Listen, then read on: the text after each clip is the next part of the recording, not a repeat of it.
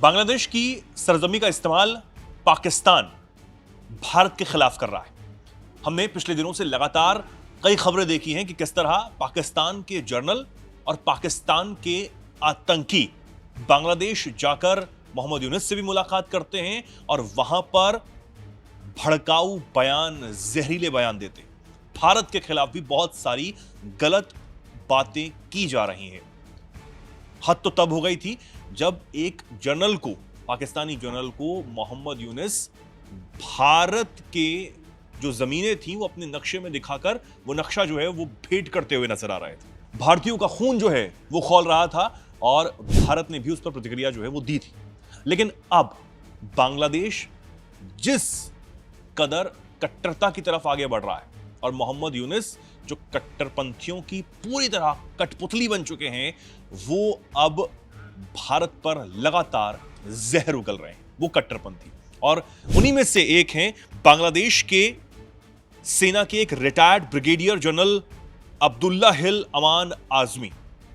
इन्होंने अपनी हद से ज्यादा जाकर एक ऐसी बात भारत के खिलाफ कर दी है जो किसी भी भारतीय को सुनने में कतई अच्छी नहीं लगेगी। बिल्कुल गुस्से से आप लोग भर जाएंगे कि किस तरह इस शख्स ने भारत के खिलाफ इस तरह बात करी है। मैं पूरा बयान आपको बताऊंगा। हालांकि वो बयान जो है वो बोलने लायक नहीं है, लेकिन वो बताना जरूरी है कि किस तरह के जो जहरीले लोग हैं वो बांग्लादेश में घुसे हुए हैं और भारत के खिलाफ लगातार जहर उगलने का काम कर रहे हैं। अब्दुल्ला हिल अमान आजमी, इस शख्स का भारत विरोधी जो सुर है वो नया नहीं है, पुराना है। इससे पहले भी वो कई ऐसी जहरीले बातें कर चुका है।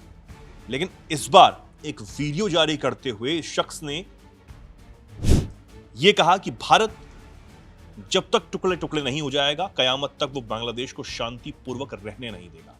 यानी कि वो ये कहना चाहता है कि बांग्लादेश में जो शांति नहीं है वो भारत की वजह से, और भारत के साथ कुछ होता है तो ही बांग्लादेश शांत हो सकता है। और यही सोच है मोहम्मद यूनुस की।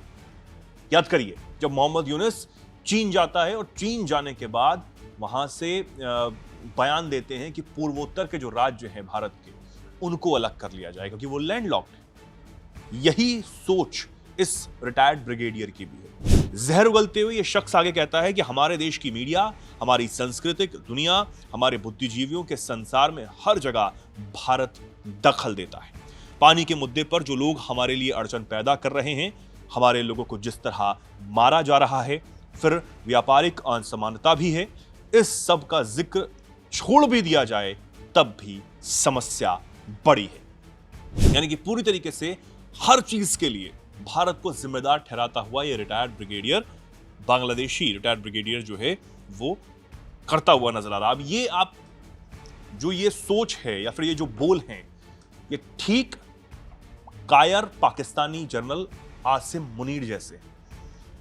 पाकिस्तान के जो जनरल हैं हमें पता है कि किस तरह वो भारत के खिलाफ जहर उगलने का काम करते हैं, और पाकिस्तान का जो आर्मी चीफ है आसिम मुनीर, वो भारत को पाकिस्तान की पुरानी रणनीति bleed India with the 1000 cuts, उस नीति को वो अपने जहन में रखता है, अपने दिमाग में रखता है और भारत को वो जख्म देने की कोशिश करता है। वो सोच रखता है कि इस तरह भारत को जो है वो जख्म दिए जाए। उसके तहत परेशान करने की चाहत भी आसिम मुनीर रखता है, और ठीक यही सोच ये बांग्लादेशी ब्रिगेडियर भी रखता हुआ नजर आ रहा है, और इसका जो जहर है वो इस वीडियो के जरिए बहा रहा है।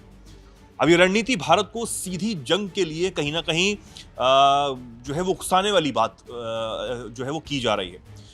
भारत को सीधी जंग की बजाय एक तरीके से प्रॉक्सी वॉर भी, कि पाकिस्तान के जो प्यादे हैं वो बांग्लादेश के जरिए भारत को परेशान करने का काम करेंगे। आतंकवाद, अलगाववाद, इन सब चीजों से जो पाकिस्तान है वो कायरों की तरह लड़ने की कोशिश करता है। वो सोचता है कि हम लड़ रहे हैं, हम जिहाद कर रहे हैं, लेकिन वो असल में कायराना हरकत करता है, अपने आतंकियों से मासूम लोगों को मरवाता है। वो ये करता है। ये आसिम मुनीर की असली सच्चाई है। और वो ब्लीड इंडिया विद 1000 कट्स, ये जो नीति पाकिस्तानी जनरल की हमेशा से रही है, पाकिस्तान के जितने भी लोग रहे हैं जिन्हें ये दिक्कत है कि कैसे भारत ने 1971 में बांग्लादेश को पाकिस्तान से मुक्ति दिलाई, उन्हें इस बात से बहुत ज्यादा परेशानी होती है और वो इस टर्म का यूज करते हैं। और यही सोच आसिम मुनीर की है, यही चाहत आसिम मुनीर रखता है, और यही अब चीज इस बांग्लादेशी जो ब्रिगेडियर है, रिटायर्ड ब्रिगेडियर, उसको याद आ रही है। बांग्लादेश का जो रिटायर्ड जनरल है अब्दुल्ला हिल अमान आजमी, भारत के खिलाफ पहले से ही लगातार जहरीले बयान देता रहा है। शेख हसीना की सरकार जब गिरी उसके बाद इस शख्स ने जो बांग्लादेश का राष्ट्रगान था उसको बदलने तक की मांग कर दी थी। इस शख्स ने कहा था कि बांग्लादेश का राष्ट्रगान बदला जाना चाहिए क्योंकि 1971 में भारत ने जबरन इस राष्ट्रगान को बांग्लादेश पर थोपने का काम किया था। सितंबर 2024 की हम आपको बात बता रहे हैं। इस शख्स ने कहा था कि हमारा वर्तमान राष्ट्रगान हमारे स्वतंत्र बांग्लादेश के अस्तित्व के विपरीत है, उलट है। ये बंगाल विभाजन और दो बांग्लों के विलय का काल दर्शाता है। दो बंगाल को एकजुट करने के लिए बना राष्ट्रगान एक स्वतंत्र बांग्लादेश का राष्ट्रगान कैसे बन सकता है? 1971 में इसे हम पर भारत ने थोपने का काम किया था। ये शख्स ने सितंबर 2024 यानी कि पिछले साल सितंबर में इस बात को कहा था, और अपने इस ताजा भड़काऊ बयान और वीडियो के जरिए उसने एक बार फिर से जहर उगलने का काम किया है। आजमी ने यह भी इस वक्त कहा कि जब शेख साहब यानी कि शेख मुजीबुर रहमान का पतन हुआ तब भारत ने उन लोगों को तुरंत बुला लिया। भारत ने उन्हें कैंप बनाए, उनके लिए आश्रय, खाना, हथियार, प्रशिक्षण और भत्ता तक दिया। 1975 से 1996 तक अलग अलग स्तरों पर पहाड़ी क्षेत्रों में हमारी ये समस्या जारी रही, ये शख्स ने कहा। आगे ये कहता है कि 1996 में अवामी लीग सत्ता में आती है और 2 दिसंबर 1997 को उन्होंने ये तथाकथित शांति समझौता किया जो असल में सिर्फ एक दिखावा था। तो ये पूरी तरीके से भड़काऊ लगातार बयान जो है वो ये शख्स दे रहा है, और इस बार भारत को लेकर जो ऊल जलूल बात शख्स ने की है वो बर्दाश्त करने लायक नहीं है। लेकिन हालांकि भारत जो अपनी कूटनीति के लिए, शानदार कूटनीति के लिए जाना जाता है, हम ये देख रहे हैं कि बांग्लादेश के हालात लगातार बहुत ज्यादा खराब है। बांग्लादेश में कट्टरपंथियों की जो कठपुतली सरकार है वो इस वक्त काम कर रही है। शेख हसीना भारत में है, वो ये चाहती हैं कि वहां पर जो उनकी पार्टी है अवामी लीग वो दोबारा से सत्ता में आए।